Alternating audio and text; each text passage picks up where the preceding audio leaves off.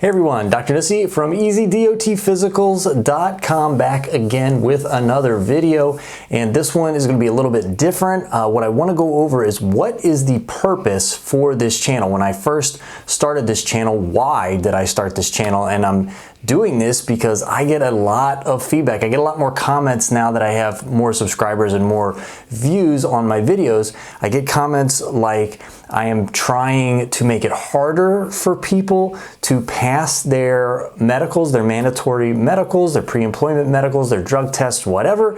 And I also get comments saying that I'm trying to help people cheat on their medicals or cheat on their drug tests. So I get accused on individual videos of being on both extremes. So I want to clear up a little bit on what my intent is. And really there's two things that I'm trying to accomplish and that I set out to accomplish from the beginning when I started this channel. So right off the bat, what I am not trying to do, the intent isn't to help people cheat on their pre-employment medicals, their drug tests, whatever. And I think we have to define what the term cheat means, because I don't think cheating is knowing what the test involves, what we are looking for, and then doing everything that you can to be prepared to pass that exam, no matter what type of exam that it is.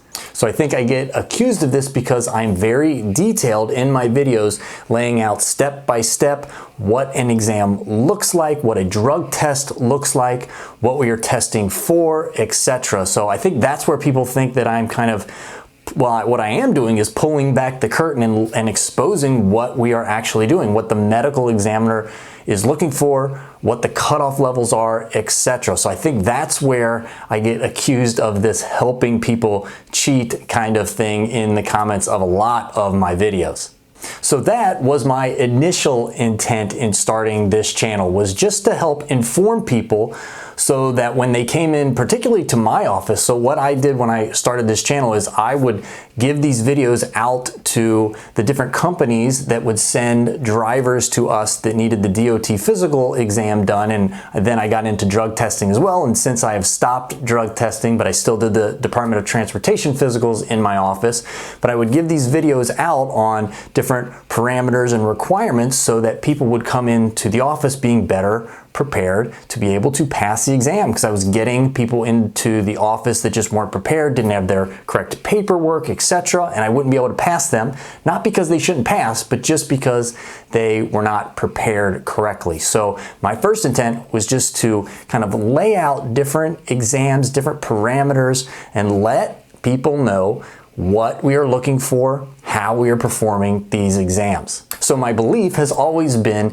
that if someone is required to have a medical test or a drug test performed on them, they deserve to know what's being tested for, how we're going to perform the test, what might cause them to fail, and then what the consequences are if they do fail. I think that's bare minimum what people need to know. And there's just so much confusion and so much, in my opinion, kind of secrecy about what the medical examiners are doing and what we are checking for. So I'm just trying to expose that and be fully 100% transparent about what medical exams, what drug tests look like. So that is reason number one of this channel, is just to give full transparency on what drug testing looks like, what medical exams look like. And I also do a monthly live stream, again, on this channel, where I just let anybody ask me any question about really anything, and I do my best to answer those as well. All right, and that brings me along to reason number two. And reason number two wasn't the initial reason that I started this channel. It came along a little bit later, kind of as I was doing more drug testing and as these laws started to change, and I'll talk a little bit about that later. So reason number two is I'm not advocating, again, to do away with all drug testing. What I'm advocating for is parity in drug testing, and parity basically meaning fairness across the board when it comes to drug testing. So it is almost universally agreed upon that drug testing is not fair, and the federal government goes as far to admit that, and here is a chart that I show many times on this channel. And as you can see in this chart, of the 5 drugs that the federal government requires to be tested for safety-sensitive employees, most of the drugs can only be detected for a few days, a week or so. But then if you look at THC marijuana specifically, that can be tested for and detected up to 2 months or maybe even longer, maybe even 3 months after stopping use. So again, I'm not advocating to do away with drug testing completely, but I at least think that we should use tests that test every drug at least relatively equal as far as the length of time since you stopped using.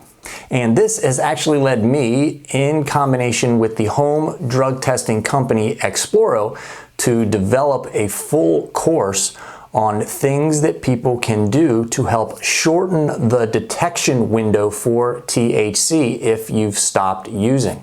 So again, the purpose of this course is not to help people cheat on a drug test, but it is to try to help bring some parity or some fairness when comparing THC to these other drugs. So you can find out more about this course at exploroacademy.com. So let's just think about this rationally. If we can detect a substance 2 or 3 months after someone has stopped using it, does that give us any indication at all of whether this individual is going to be impaired on the job?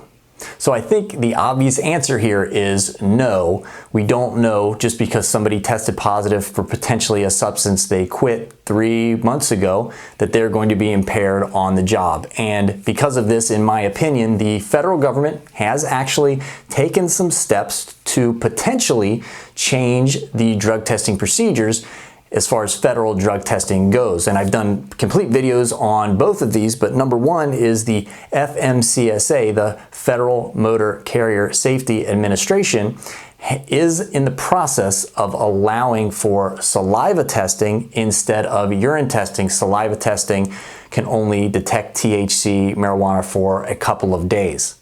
And also, just recently, the HHS has recommended to the DEA that marijuana actually be moved from Schedule 1 to Schedule 3. Now, I don't know, and no one really can predict how that might change federal drug testing, but it does look like that is at least a step in the right direction. And as always, I will continue to make update videos as both of these progress. So I hope this video helps to clear up some of these misconceptions about what I'm actually trying to do on this channel. All right, until next time, everybody, stay safe.